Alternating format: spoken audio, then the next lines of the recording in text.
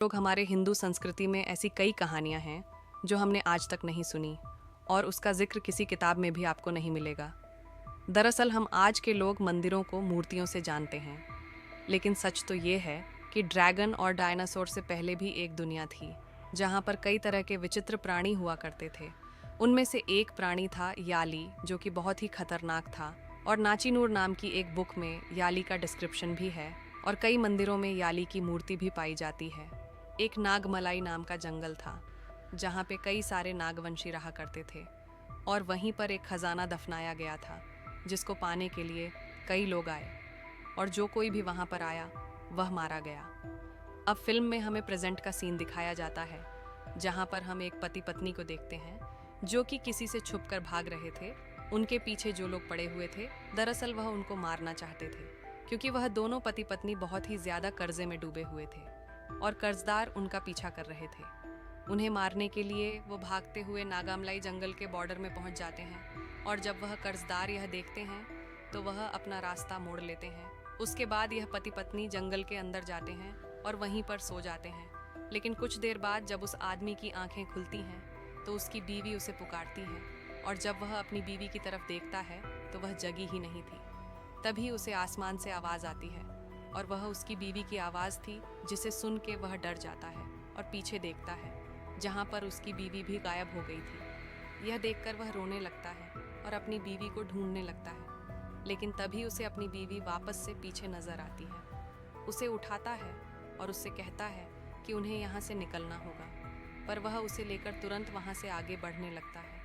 उस घटना को देखकर उसे याद आता है कि वह दरअसल नागमलाई जंगल में है जहाँ पर कोई भी नहीं आता जाता, पर उसे उस खजाने के बारे में भी पता था। इसीलिए वह उस पेड़ के पास पहुँचता है जहाँ पर वह खजाना रखा गया था, और वह एक लकड़ी से उस पेड़ के नीचे खोदने लगता है। उसके ऐसा करने पर एक हाथी वहाँ पर उत्पन्न हो जाता है जो कि उसका पीछा करने लगता है, और उसे उठाकर वह जान से मार डालता है। हम देखते हैं कि दरअसल ये किताब नंदिता नाम की एक आर्कोलॉजिस्ट पढ़ रही है, और वो अपने असिस्टेंट के साथ तमिलनाडु निकल जाती है उसके बारे में, और जानने के लिए वो वहाँ पे एक राइटर के घर पहुँचती है जो कि ऐसी ही कहानी लिखा करता था, और उसने साल पहले हिंदू इतिहास के बारे में लिखना बंद कर दिया था। नंदिता जब उससे मिलने के लिए जाती है तो वह उसे देखकर काफ़ी खुश होता है, और वह उससे पूछता है कि आखिर उसका यहाँ पर कैसे आना हुआ। नंदिता उसे बताती है कि दरअसल वह यहाँ पर किसी चीज़ के बारे में जानने के लिए आई है।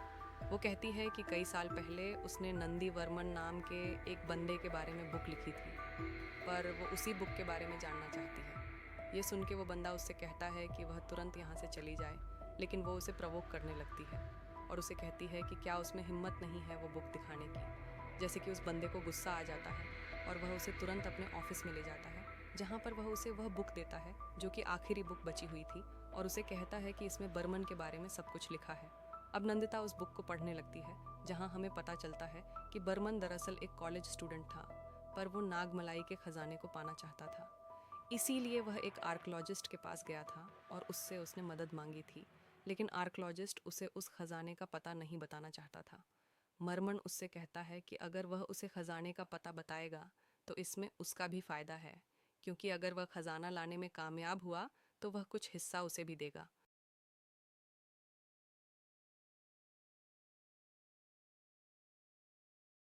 इस मौके का फायदा उठाकर सब लोग भाग निकलते हैं, लेकिन बर्मन वहीं रुककर अपने पिता के बारे में कोई सुराग ढूंढने लगता है।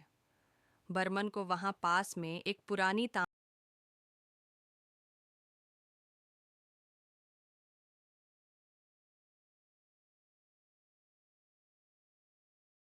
करने की कोशिश करते हैं।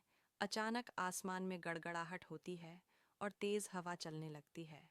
उनके चारों ओर पत्ते उड़ने लगते हैं और अंधेरे में दो लाल आंखें चमकती नजर आती हैं। वही याली फिर से जिंदा हो चुका था। वह प्राणी दहाड़ते हुए उनके ऊपर झपटता है। नंदिता किसी तरह मशाल जलाकर उसे दूर करने की कोशिश करती है, लेकिन याली पर इसका कोई असर नहीं होता। असिस्टेंट डरकर भागने लगता है, मगर नंदिता उसे पकड़कर कहती है कि अगर वे अभी भागे तो कभी सच तक नहीं पहुंच पाएंगे। तभी नंदिता को पास में पड़ी वही तांबे की प्लेट दिखती है जिसके बारे में उसने किताब में पढ़ा था। वह उसे उठाती है और देखती है कि उस पर खुदे निशान जंगल के नक्शे की तरह हैं। नंदिता उस तांबे की प्लेट को ध्यान से देखती है और समझ जाती है कि खजाना उस जगह नहीं बल्कि जंगल के और अंदर छुपा है। वह और उसका असिस्टेंट प्लेट के संकेतों का पीछा करते हुए एक गुफा तक पहुंचते हैं। गुफा के प्रवेश द्वार पर भी याली की दो विशाल मूर्तियां लगी थीं, जैसे कोई पहरेदार खड़ा हो।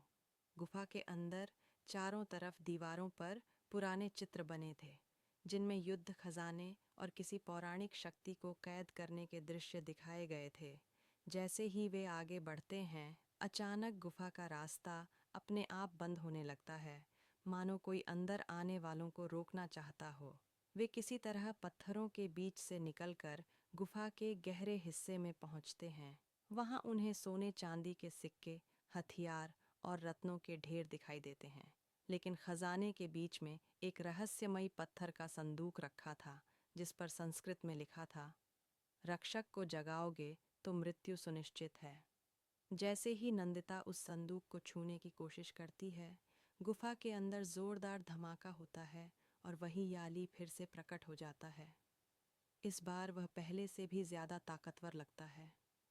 नंदिता समझ जाती है कि याली सिर्फ एक प्राणी नहीं बल्कि इस खजाने का पौराणिक रक्षक है, जिसे जागने के लिए बनाया गया था। लड़ते लड़ते वे किसी तरह संदूक का ढक्कन खोलने में सफल होते हैं। अंदर सोना नहीं बल्कि एक पुरानी पांडुलिपि और एक रहस्यमयी रत्न था। पांडुलिपि में लिखा था कि यह खजाना सिर्फ संपत्ति नहीं बल्कि एक शक्ति है, जिसे गलत हाथों में जाने से रोकने के लिए याली को पहरेदार बनाया गया है। गुफा गिरने लगती है और नंदिता उस पांडुलिपि को लेकर जैसे तैसे बाहर निकलती है। याली आखिरी बार दहाड़ते हुए गुफा के अंदर ही फंस जाता है। बाहर आते ही नंदिता देखती है कि जंगल एकदम शांत हो गया है, जैसे कुछ हुआ ही ना हो। वह समझ जाती है कि खजाने का असली मतलब सोना चांदी नहीं बल्कि वो ज्ञान है जो उस पांडुलिपि में छुपा है। कहानी यहीं खत्म होती है, लेकिन यह सवाल छोड़ जाती है कि क्या याली सचमुच नष्ट हो गया या अभी भी वहीं जंगल की गहराइयों में किसी अगले खोजी का इंतजार कर रहा है।